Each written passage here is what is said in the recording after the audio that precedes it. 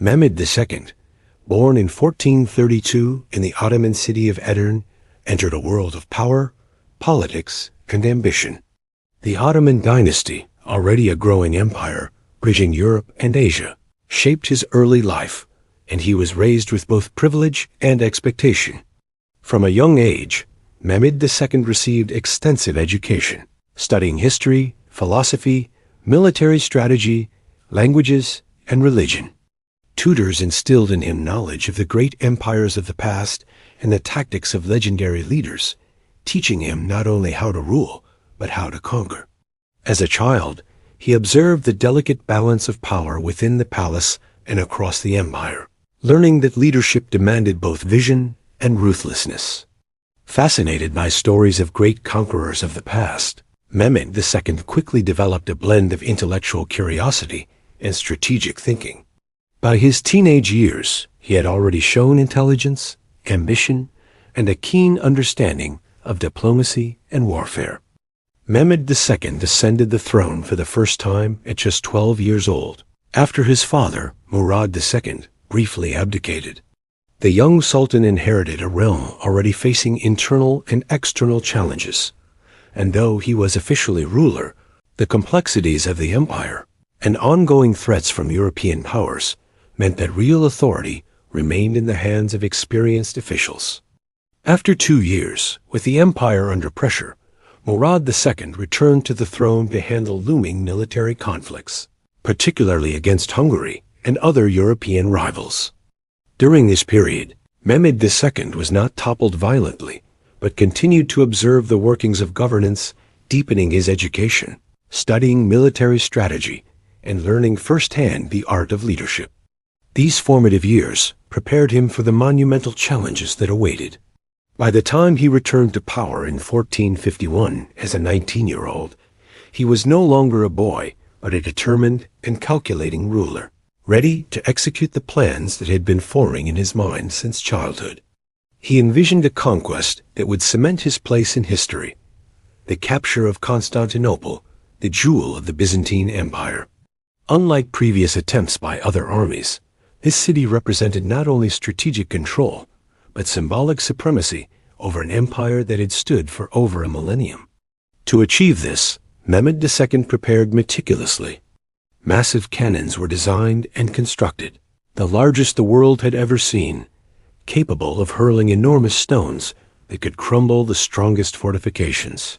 Roads were reinforced and supplies stockpiled, while tens of thousands of troops were assembled, trained in new tactics that blended traditional warfare with innovative strategies.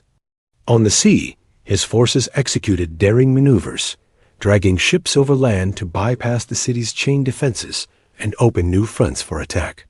The siege of Constantinople began in earnest, with bombardments pounding the legendary Theodosian walls day and night.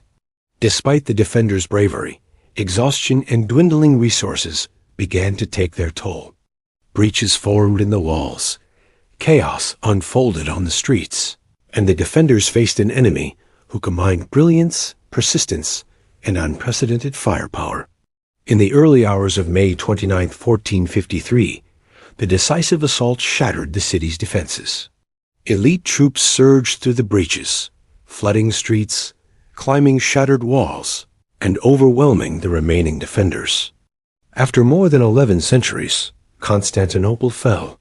The last Byzantine emperor died in the final moments of battle, and the Eastern Roman Empire came to a definitive end.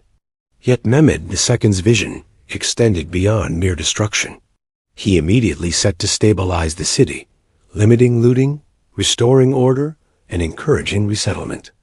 Churches were converted into mosques, scholars, artisans, and merchants were welcomed, and the city, once a symbol of an empire's end, was reborn as the capital of a new power bridging Europe and Asia. Mehmed II's ambition did not stop with Constantinople. The empire expanded rapidly across the Balkans and Anatolia, consolidating territories that had been fragmented for centuries.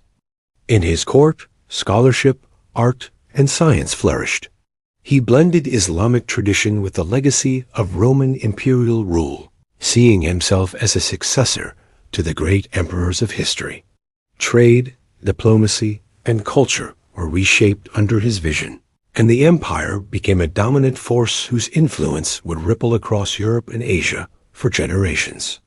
By the time of his death on May 3, 1481, at the age of 49, Mehmed II had established one of the most powerful states on earth, a testament not only to military genius but to vision, strategic thinking, and relentless determination. He died suddenly, likely from natural causes, though some sources suggest illness, leaving an empire that he had built with decades of ambition and skill. From a prince raised in Edirne, to a young ruler learning the ropes under his father's watchful eye, to a conqueror who toppled walls thought unbreakable, Mehmed II's legacy of conquest and governance transformed the world, leaving a story of ambition, brilliance, and empire that continues to echo through history.